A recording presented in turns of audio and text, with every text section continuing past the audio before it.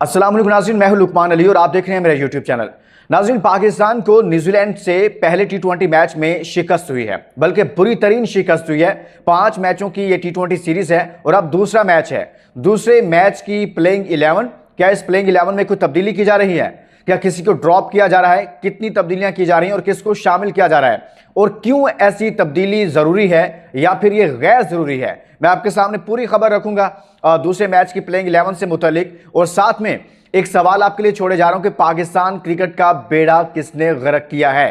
कोई एक नाम, कोई 2 नाम, कोई 3 नाम जो आप समझते हैं कि जिन्होंने पाकिस्तान क्रिकेट को यहां तक पहुंचाया है, कमेंट्स में आपने उनके नाम जरूर लिखने हैं। लेकिन मैं आज की वीडियो में बहुत सारे लोगों की याददाश्त के लिए बहुत सारी चीजें सामने रखूंगा और इंशाल्लाह उनके होश ठिकाने आ जाएंगे जब मैं पूरी खबर आपके सामने रखूंगा।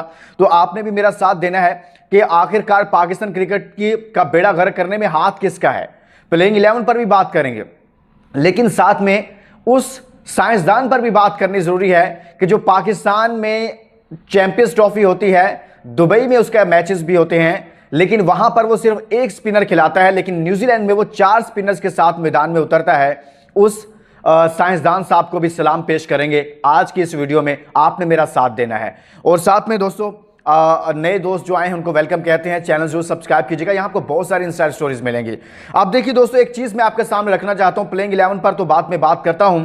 आपको याद होगा, बहुत सारे लोगों को याद होगा कि 2023 में शाहीन शाह अफरीदी की कप्तानी में पाकिस्तानी टीम ने न्यूजीलैंड का दौरा किया था। 5 टी20 मैचेस की सीरीज थी। पाकिस्तान ने कितने मैच जीते थे बताइएगा? उसमें पाकिस्तान ने सिर्फ 1 मैच जीता था।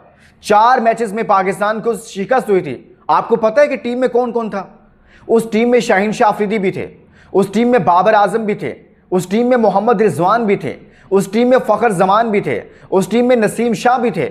आपकी फुल स्ट्रेंथ, जिसको कहा जा रहा था ना कि कल का मैच हारने के बाद, जब हम परसों मैच हारे हैं, उस मैच को हारने के बाद जो ये ववेला किया जा रहा था ना कि जी बाबर रिजवान की आपको याद तो आ रही होगी। आपको याद आई थी बाबर रिजवान की? आपको याद तो, ये जो एक दोबारा से एक नया नैरेटिव बनाया जा रहा है कि नई टीम को फ्लॉप करने के लिए, अभी वो जुमा 8 दिन हुए हैं उनका पहला मैच और आपने ये काम शुरू कर दिया। उनकी तला के लिए अर्ज है कि भाई, जब न्यूजीलैंड आप गए थे 2023 में, तो उसमें भी आपके ये सुपरस्टार्स मौजूद थे, तो आप क्यों हार गए थे? 4 मैचेस आप टी20 के हारे थे, 1 मैच जीता था। बाबर भी थे, रिजवान भी थे। फिर यहीं पर बस नहीं हुई थी। आपको पता है ये क्या हो रहा है? जब साइम अयूब को पाकिस्तान टीम में लेकर आए और उनको बतौर ओपनर खिलाया गया, तो वहां पर भी साइम अयूब जब शुरू के मैचेस में फ्लॉप हुए, तो फिर इन्हीं लोगों ने जो आज ट्वीट कर रहे हैं, जो आज वीडियोस बना रहे हैं और कह रहे हैं कि बाबर रिजवान की आपको याद तो आई होगी, तो उन साहिबान ने उस वक्त भी यही काम शुरू किया था कि बाबर रिजवान की आपको याद तो आई होगी, क्योंकि इनकी सबसे पाकिस्तान की तारीख की जो नाकाम तरीन ओपनिंग है, जिसने बहुत सारे मैचेस में पाकिस्तान को हरवाया और बहुत सारे मिडिल ऑर्डर के बैट्समैनों के कैरियर तबाह किए, ये जोड़ी ने बहुत नुकसान पहुंचाया पाकिस्तान को। तो उस वक्त साइम अयूब के आने पर भी इनको खतरा महसूस हुआ था, तो इन्होंने उसे भी फ्लॉप करने के लिए ऐसे काम शुरू किए। लेकिन खैर, उसकी तो गुड लक ये हुई कि उसे एक फेयर चांस दिया गया और फिर वो उसी रिदम और उसी मोमेंटम में वापस आया और उसने अपनी जो क्लास थी क्रिकेट की वो शो की कि वो टैलेंटेड है। और आज भी पाकिस्तान क्रिकेट के साथ यही हुआ है।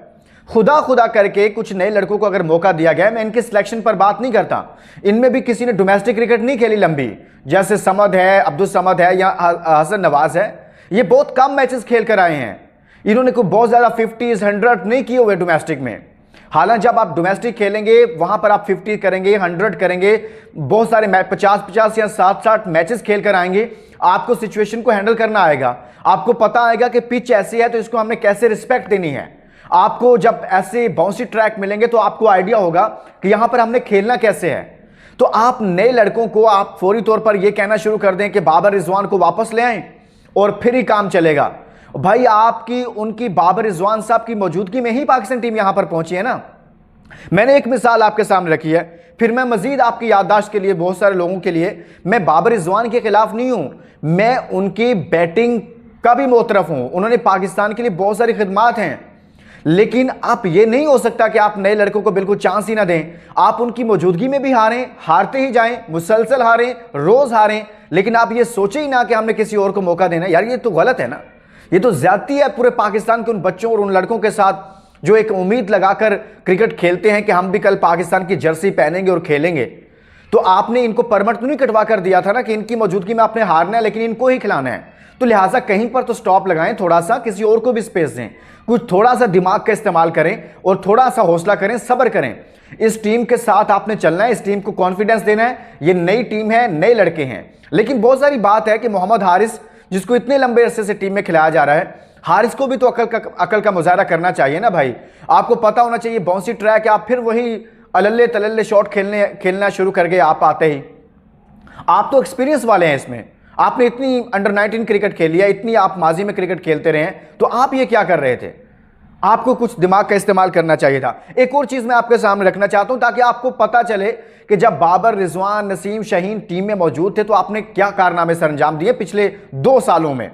आपने सिर्फ एक सीरीज जीती 2021-22 में, वो भी वेस्ट इंडीज के खिलाफ। और आपको पता है वेस्ट इंडीज अपने आईसीसी के टूर्नामेंट्स के अलावा उनकी जो सीरीज होती हैं उनके मेन प्लेयर खेलते नहीं हैं, वो लीग्स खेल रहे होते हैं। तो आपने एक सीरीज जीती है। बड़ी टीमों की बात कर रहा हूं मैं, वेस्ट इंडीज को भी पाकिस्तान के मुकाबले में एक बड़ी टीम कंसीडर करता हूं। अब ये देखिए, इसके बाद पाकिस्तान ने सिर्फ 2 मजीद सीरीज जीती, जिम्बाब्वे और आयरलैंड के खिलाफ। आप ये देखें, वो बाकी सब में आपका बुरा हाल हुआ। इंग्लैंड, न्यूजीलैंड, ऑस्ट्रेलिया की 20 टीमों से आप घर में व्हाइट वॉश हुए हैं। इंग्लैंड से आप हारे, आप न्यूजीलैंड से हारे, आप ऑस्ट्रेलिया से व्हाइट वॉश हो गए। T20 की बात कर रहा हूं मैं, ओडीआई की बात नहीं कर रहा। और T20 में नए लड़कों को ऐड किया गया ना। यहां पर बात हो रही है कि बाबर, रिजवान नहीं है तो ये है वो है।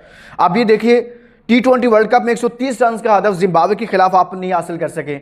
भारत के खिलाफ 120 रन का ताकुब करने में आप नाकाम रहे। और अमेरिका, आयरलैंड से आप हारे।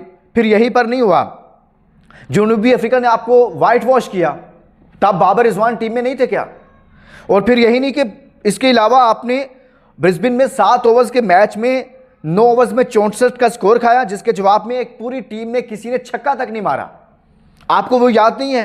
होबार्ट में ऑस्ट्रेलिया के खिलाफ 117 रन पर आप ऑल आउट हो गए। तो क्या बाबर, रिजवान उस वक्त टीम में मौजूद नहीं थे?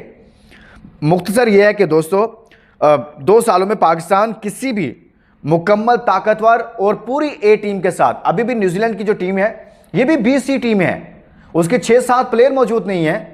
होना तो ये चाहिए था कि लग तो ये रहा था कि पाकिस्तानी मार मार कर इनका बुरा हाल कर देंगे।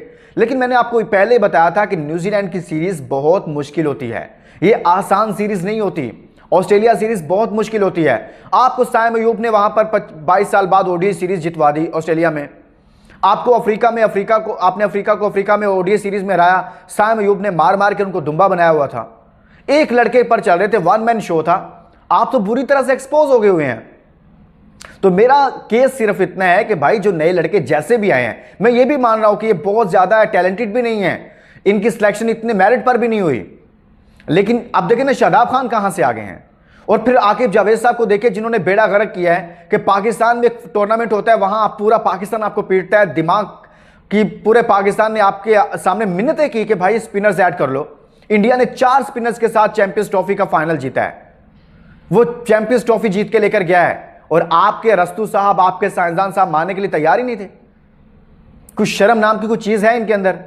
तो पाकिस्तान, सवाल ये नहीं है कि नए लड़कों के इससे आप हार गए, आप इनको कॉन्फिडेंस दें, इनको थोड़ा सा टाइम दें। लेकिन यह सवाल जरूर होना चाहिए कि पाकिस्तान की क्रिकेट यहां तक पहुंची कैसे है, वो कौन कौन से मुजरिम हैं, वो कौन कौन से ऐसे लोग हैं जिन्होंने पाकिस्तान की क्रिकेट को यहां पर पहुंचाया। जब आप एनालाइज करेंगे, डीप एनालाइज करेंगे, आप फिर एनालाइज करेंगे, तो आपको यही लोग मुजरिम नजर आएंगे जो कई अरसे से टीम में खेल रहे हैं और आपकी मैनेजमेंट में कुछ ऐसे लोग मौजूद हैं। इसके साथ ही दोस्तों इजाज़त दीजिए और अपना बहुत सारा ख्याल रखिए। और अगर किसी को बुरी लगी हो और किसी क्रिकेट फैंस को, लेकिन फैंस क्लब को यह सोचना चाहिए कि पाकिस्तान की क्रिकेट को बेहतर करना है, तो हमें कम से कम आउट ऑफ बॉक्स सोचना पड़ेगा, थोड़ा सा टाइम देना पड़ेगा। इजाज़त दीजिए और अपना बहुत सारा ख्याल रखिए। अल्लाह हाफिज़।